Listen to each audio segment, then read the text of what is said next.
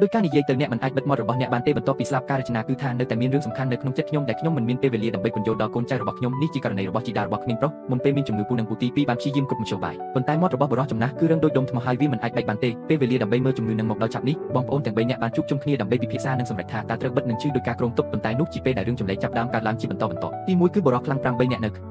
នុងភូមិដែលមិនអាចលើកពួកគេដោយអស់ពីកម្លាំងកាយចិត្តក្មេងប្រុសបានឃើញស្ថានភាពនេះហើយបានសួរជីតារបស់គាត់ថាតើគាត់មិនចង់ចាក់ចេញទេឪពុកប្រញាប់ប្រាប់គាត់គុំនិយាយដោយមិនសំហេតុសំផលបន្ទាប់មកទៅខាងមុខជាមួយបងប្រុសធំដោយផ្ទាល់ដើម្បីមើលបុរសចំណាស់បិទប៉ុន្តែនៅតែមិនអាចលើកវាបានមួយផ្លេតមនុស្សគ្រប់គ្នាមានការថប់បារម្ភដូចស្រមោចនៅលើផ្ទះក្តៅនៅពេលដែលបុរសវ័យក្មេងបានឃើញរឿងនេះគាត់លុតជង្គង់ជាមុនហើយនិយាយថាប្រសិនបើជីតាមានបំណងប្រាថ្នាដែលមិនបានសម្រេចគាត់នឹងផ្ដល់ក្តីសុបិនដល់គាត់អ្វីដែលអស្ចារ្យនោះគឺថាបន្ទាប់ពីក្មេងជំនាន់ក្រោយគោរពសំពះបែបនេះមឈូសត្រូវបានលើកភ្លាមដូចជាវាមានអារម្មណ៍ហើយបន្ទាប់មកយើងបានឡើងភ្នំរហូតដល់យើងឈានដល់ប្រតិទិនបញ្ចុះសុខទោះជាយ៉ាងណាក៏ដោយនៅពេលក្មេងប្រុសត្រឡប់មកផ្ទះវិញហើយចូលគេងថ្មចម្លែកបានបង្ហាញខ្លួនម្ដងទៀតដោយភាពងឿងឆ្ងល់គាត់ថាដូចជាបានប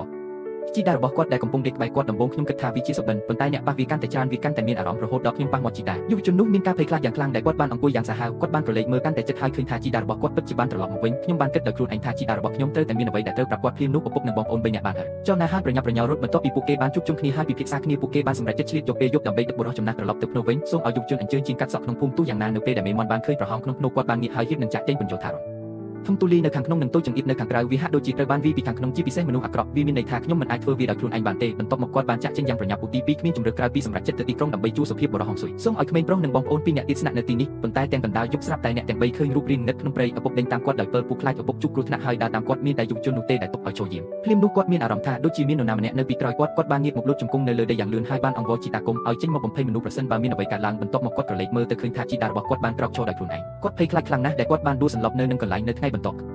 មេងប្រុសញាក់ឡើងពូបានប្រាប់ឪពុកថាគាត់បានបាត់ខ្លួនដោយបន្សល់ទុកតែស្បែកជើងមួយប៉ុណ្ណោះនៅពេលនេះពូទី2បានត្រឡប់មកវិញហើយនិយាយថាគាត់បានអញ្ជើញលោកហ្វេងស៊ុយនិងរដ្ឋមន្ត្រីចាស់នៅក្នុងទីក្រុងឆេនចាស់បានស្នើសុំឲ្យបុរសខ្លាំង16នាក់ទៅភ្នូហើយបន្ទាប់មកមនុស្សគ្រប់គ្នារងចាំរហូតដល់ព្រះអាទិត្យលិចឆេនចាស់មកដល់យឺតគាត់បានប្រឡេកមើលរុនហើយប្រាប់បុរសដែលមានចំនួនឲ្យរៀលដាលនិងប្រយុទ្ធនៅក្នុងរង្វង់មួយហើយគាត់បានប្រគល់កាក់មួយក្តាប់តូចដល់ពួកគេប្រាប់អ្នករាល់គ្នាឲ្យដាក់កាក់ស្ពាន់នៅក្នុងមាត់របស់ពួកគេមួយរយៈមិនថាមានអ្វីកើតឡើងក៏ដោយកុំបើកមាត់និយាយបន្ទាប់ពីពាក្យគួរសំពីល3ណែភ្នូសូមឲ្យអ្នករាល់គ្នាបដូរវេនគ្នាជីកជាគូរំលឹកម្ដងទៀតថាកាក់ស្ពាន់មិនអាចធ្លាក់ដល់ដីបានទេបើមិនដូច្នោះទេអ្នកអាចស្នើសុំពរជ័យដោយខ្លួនឯងមនុស្សជីកនឹងជីករហូតដល់ព្រឹកបន្ទាប់មឈូសត្រូវបានជីកម្ដងទៀតឡើងចិនលោតចូលហើយស្ដាប់ហើយស្រែក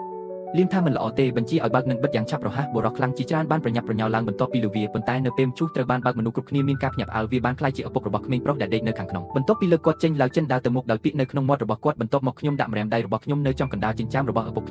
្ញុំមានសំណាងណាស់ដែលអាចរស់បានហើយមិនបានរងចាំឲ្យអ្នករាល់គ្នាគិតពីអ្វីដែលកំពុងកើតឡើងនោះទេឆេនចាស់បានបញ្ជាឲ្យទិញម្សៅម្ដងទៀតហើយក្មេងប្រុសនោះបានសួរថាហេតុអ្វីបានជាគាត់មិនអាចរកឃើញសាកសពជីតារបស់គាត់ហើយកប់វានៅក្នុងនោះពូក៏បាននិយាយថានេះជាកន្លែងដែលបុរសចំណាស់ជ្រើសរើសមុនពេលគាត់ស្លាប់ប៉ុន្តែឡាវចិនបាននិយាយថាគ្មានមនុស្សណាអាចត្រូវបានបញ្ចុះនៅទីនេះទេបន្ទាប់ពីនិយាយដូច្នេះគាត់បានបាញ់